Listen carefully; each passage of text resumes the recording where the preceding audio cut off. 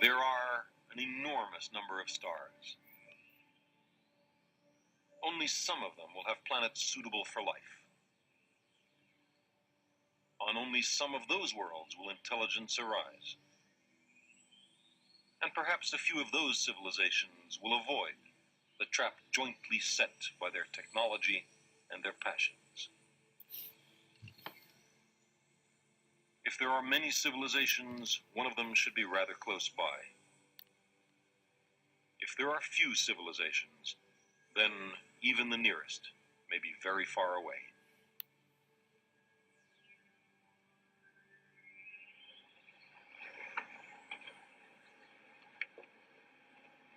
This is one of the great questions. How many advanced civilizations capable, at least of radio astronomy, are there in the Milky Way galaxy?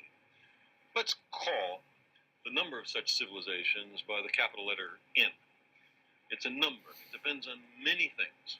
It depends on the total number of stars in the Milky Way. Let's call that N sub star.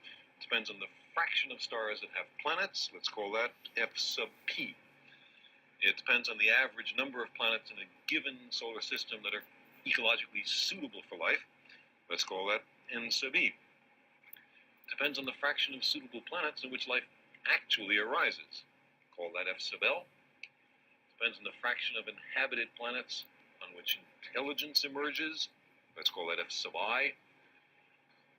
And on the fraction of those planets in which the intelligent beings evolve a technical communicative civilization.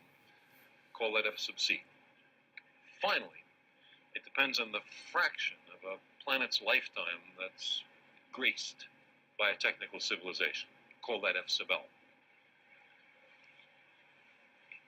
If we multiply all these numbers together, we've estimated capital N, the number of civilizations. This equation, due mainly to Frank Drake of Cornell, is only a sentence. The verb is equals. So let's try to go through the program of this equation. By carefully counting the number of stars in small but representative regions of the sky, we find that the total number of stars in the Milky Way is about 400 billion. It's a lot of stars. What about planets?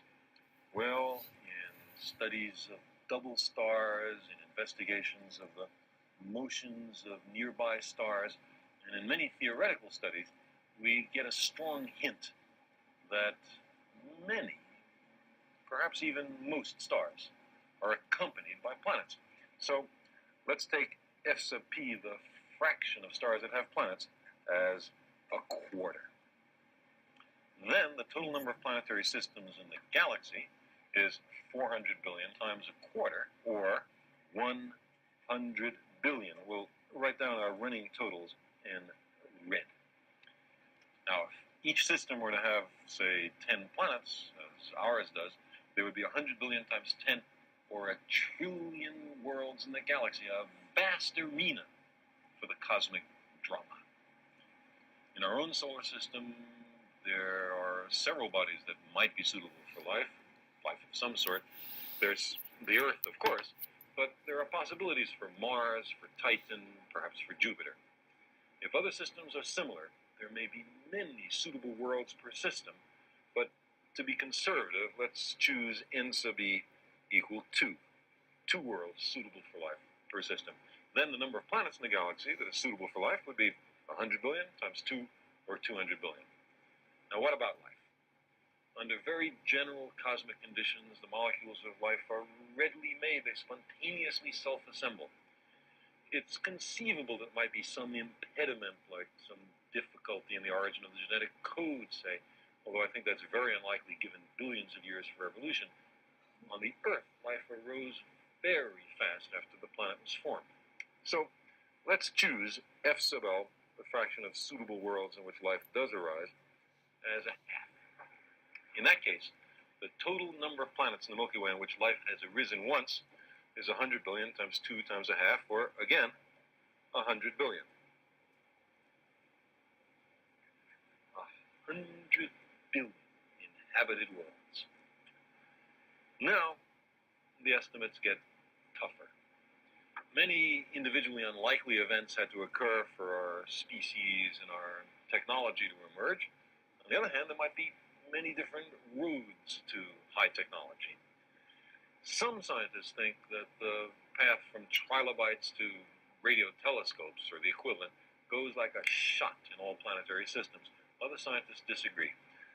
Let's take some middle ground and choose F sub I as a tenth and F sub C as also a tenth, meaning that only 1%, a tenth times a tenth, of inhabited planets eventually produce a technical civilization. If we were to multiply all these factors together, we would find 100 billion times a tenth, or 1 billion planets on which civilizations have arisen at least once. Now, what percentage of the lifetime of a planet is marked by a technical civilization? The Earth has harbored a civilization capable of radio astronomy only for a few decades, the last few decades of a lifetime of years. It's hardly out of the question that we might destroy ourselves tomorrow. If that's a typical case, then F sub big L would be a few decades divided by a few billion years, or 100 millionth, a very small number. And then big N would be a billion times 100 millionth, or N maybe just 10 civilizations, a tiny smattering, a pitiful few technological civilizations in the galaxy. But civilizations then might take billions of years of tortuous evolution to arise and then snuff themselves out in an instant of unforgivable neglect. If this is a typical case, there may be few others, maybe nobody else at all for us to talk to.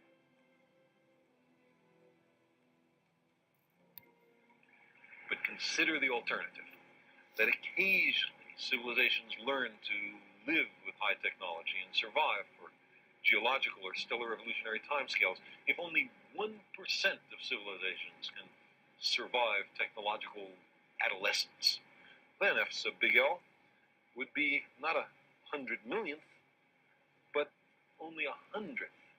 And then the number of civilizations would be 1 billion times 100. The number of civilizations in the galaxy then would be measured in the millions. Millions of technical civilizations.